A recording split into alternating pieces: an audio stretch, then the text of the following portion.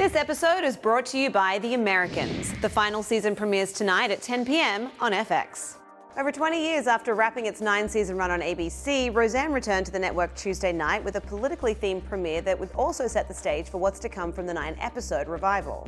The rebooted sitcom immediately addressed star and executive producer Roseanne Barr's support of President Donald Trump through her Roseanne Connor character versus sister Jackie, who voted for Hillary Clinton.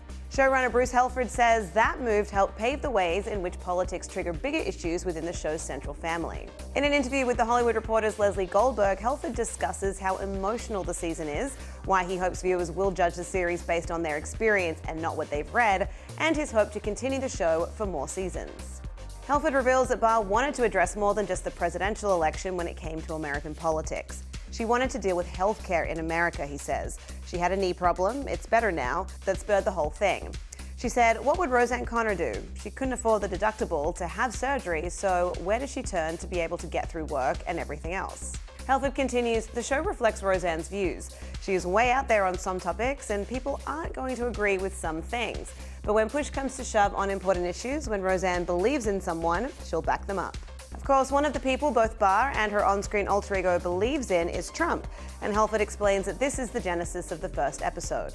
We thought there was no way that Roseanne, Jackie, and Darlene would have all voted for the same person, he says, which is why when the show started, they haven't spoken for a year and a half because they've been fighting.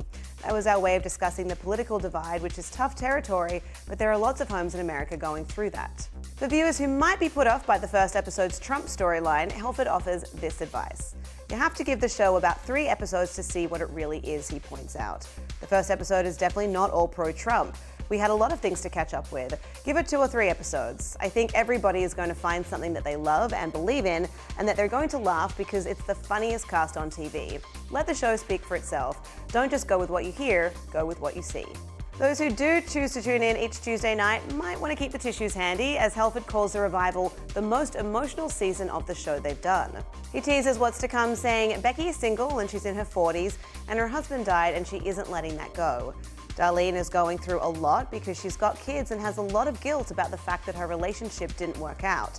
She's a single mom and they have to struggle a little bit because of that. Johnny Galecki comes back as David for an episode and we deal with that. That's a very emotional episode. Dan is older, and as a construction guy, it's harder for him to work, and that presents a lot of challenges. Barr has expressed her desire for further seasons once the current 9 episodes wrap, and Helford agrees, saying that he would love to do 10 to 12 episodes on a yearly basis. We haven't even scratched the surface, the showrunner says. And the ratings may well be on their side, as the show's kickoff was incredibly strong, dominating every other Big 4 telecast of the night. The first 2 episodes of Roseanne, a full hour at the top of the ABC lineup, won the night in both categories of adults 18 to 49 and total viewers. The show averaged a 5.1 rating in the key demo and 18.1 million viewers, rising from the first half hour to the next. The first number alone makes Roseanne the highest rated regularly scheduled scripted show of the last few seasons and the highest rated sitcom in recent memory. So, did you watch the season premiere of the Roseanne revival? If so, what are your thoughts? Did you like the way the episode dealt with politics? Will you keep watching? Let us know in the comments. For The Hollywood Reporter News, I'm Lindsay Rodriguez.